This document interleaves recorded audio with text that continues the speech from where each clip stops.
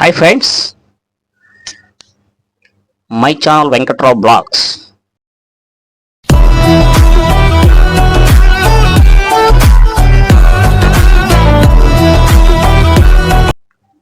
Friends,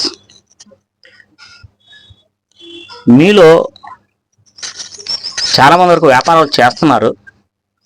అందులో కొంతమంది success అవుతున్నారు, కొంతమంది సక్సెస్ అవ్వలేకపోతున్నారు.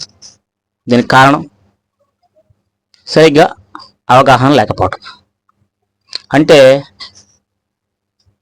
మీ దగ్గర డబ్బు ఉంది కదని ఏదో ఒక చిన్న వ్యాపారాన్ని పెట్టేసి లేకపోతే పెద్ద వ్యాపారాన్ని పెట్టేసుకొని ఒక ఎస్టిమేషన్ లేకోకుండా, అంటే ఒక లెక్కపత్రం లేకుండా, వివరంగా చెప్పాలంటే మరి ఈ విధంగా చేసుకుంటే మరి నష్టమే వస్తుంది, ఎక్కువ ప్రాఫిట్స్ ఉండవు. ప్లస్ దానికి తోడు మీరు దగ్గరుండి అన్నీ చూసుకోవాలి. ఫ్రెండ్స్, అర్థమవుతుందా? మీరు దగ్గరుండి అన్నీ చూసుకోవాలి. మరి మీరు ఏదో ఒక షాప్ పెట్టారనుకుందాం, కొన్ని ఐటమ్స్ అంటే మీకు సంబంధించిన ఒక వర్క్ ఏదో ఒక షాప్ పెట్టారు. ఒక ఫ్యాన్సీ షాప్ అవ్వచ్చు, లేకపోతే ఇంకోటి అవ్వచ్చు, ఏదైనా అవ్వచ్చు. కానీ మీరు చేసే, నాకు తెలిసి చిన్న మిస్టేక్ ఏంటంటే, ఇంకొకళ్ళ మీద ఆధారపడతారు. అంటే మీరు రావటం లేటు కానీ, లేకపోతే మీ వర్కర్స్ ఎవరు ఉంటే ఆ వర్కర్ మీద మీరు డిపెండ్ అవటం కానీ ఏదో జరుగుతుంది. వాళ్ళకి వదిలేసేసి మీరు బయట పనులు చూసుకుంటే అక్కడ మీకు కొన్ని తేడాలు వస్తాయి. వ్యాపారం అనేది మీరు ఒక్కళ్ళే మిమ్మల్ని నమ్ముకొని మీరు మాత్రమే చేయగలగాలి. అయితే మీ కుటుంబ సభ్యుల్లోనే మీ కుటుంబంలో అంటే భార్య కానీ బిడ్డలు కానీ వాళ్ళే మన షాప్ని నడిపించాలి.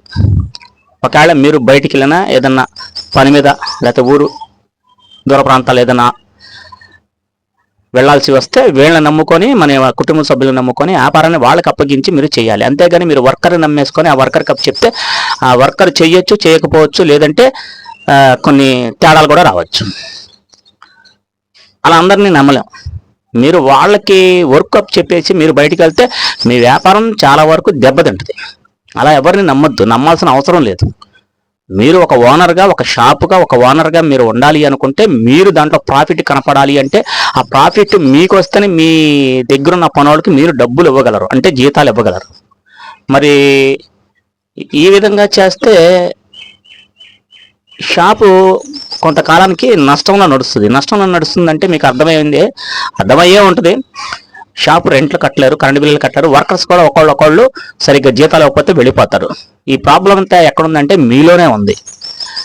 నేను షాపు ఓనర్ అని మీరు అనుకోవచ్చు, కానీ అలా అనుకోకూడదు. మీరు అందులో కూడా ఒక పని, మీరు ఒక వర్కరే, అది మాత్రం గుర్తుంచుకోండి. ఓనర్ అనొద్దు. మీరు అందులోనే ఒక పనివాడిగా పనిచేసుకోవాలి. మీరు ఓనర్ అయ్యుండి కూడా మీరు ఒక వర్కర్గా పనిచేసుకోవాలి. అలా చేసుకోగలిగితే మీ షాపు డెవలప్మెంట్ ముందుకుంటుంది. వేరే వాళ్ళకి వదిలేసి మీరు బయట వేరే పనులు కార్యక్రమాలు చేసుకుంటే మాత్రం షాప్ అనేది డెవలప్మెంట్ అనేది ఉండదు. ఏ చిన్న వ్యాపారం చేసినా మీరు ఏ వ్యాపారాలనే చెయ్యండి, ఇంకోటి మీద డిపెండ్ అవుతే కొంచెం ఎట్టయినా ఇబ్బందిగానే ఉంటుంది. మరి అలా మీలో ఎంతమందిని అలా వర్కర్స్ని నమ్మి నష్టపోయారో నాకు కామెంట్ రూపంలో కామెంట్ చెప్పండి. ఎందుకంటే నేను చూసినట్లలో చాలా వరకు వర్కర్ కప్ చెప్పేసేసి ఓనర్స్ ఒక దూరాభారంలో ఉండి ఏదో షాప్ పెట్టి నడిపించేద్దామని చెప్పి చాలామంది అనుకుంటారు. కానీ అవి దివాళా తీస్తాయి, అంటే షాపులు మూతపడిపోతాయి, అవి సరిగ్గా నడవు. మరి సరిగ్గా నడవాలంటే మీరు మాత్రమే ఎప్పుడు ఆ షాప్లో మీరు మాత్రమే కూర్చోవాలి.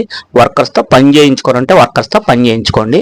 అప్పుడు మీ షాపు మంచి ప్రాఫిట్స్లో ఉంటుంది, వాళ్ళకి జీతాలు ఇవ్వగలుగుతారు, అన్నీ సక్రమంగా జరుగుతాయి. అంతేగాని ఆ షాపు యజమాని వేరే వాళ్ళకి అప్పు చెప్పేసి ఇతను వేరే పనుల మీద బయటికి వెళ్ళిపోతే షాపు డెవలప్మెంట్ అనేది ఎప్పటికీ ఉండదు. అలా మీలో చాలామందికి జరిగే ఉంటుంది. చాలామంది ఇబ్బంది పడిపోయే ఉంటారు. బయట నుంచి అప్పులు తేవటం, అప్పులకి అప్పులు అయిపోవటం, డబల్ అయిపోవటం, అవి తీర్చలేక ఇలా దివాళీ తీయటం చాలానే చూసుంటారు. ఫ్రెండ్స్, మరి మీలో ఎవరన్నా ఇలా షాపులు పెట్టి ఇంకోటి మీద ఆధారపడిపోయి వాళ్ళ వల్ల వచ్చే నష్టాన్ని లేదంటే షాపులు తీసేయటం కానీ జరిగే ఉంటుంది. ఇది ముమ్మాడికి జరిగే ఉంటుంది. నేను డెఫినెట్లీగా చెప్తున్నాను, కరెక్ట్గానే చెప్తున్నాను. అలా మీలో ఎవరన్నా ఉంటే ఇంకొకసారి అలా చేయకోకుండా మీరు వ్యాపారాన్ని మళ్ళీ స్టార్ట్ చేయండి. మీకు మీరుగా స్టార్ట్ చేయండి. మీరే షాప్లో ఓనర్గానే కూర్చోండి, వర్కర్గానే కూర్చోండి, ఏదైనా మీరే తేల్చండి. అంతేగాని వాళ్ళని నమ్ముకొని వ్యాపారాలు అయితే చెయ్యొద్దు. ఓకేనా ఫ్రెండ్స్? ఓకే, మీకు ఈ వీడియో నచ్చినట్టయితే నాకు ఒక లైక్ ఇచ్చుకొని మీ కామెంట్ కోసం ఎదురు చూస్తూ ఉంటాను. Thank you my friends. Next మరి మంచి వీడియోతో మళ్ళీ మీ ముందుంటా. Thank you.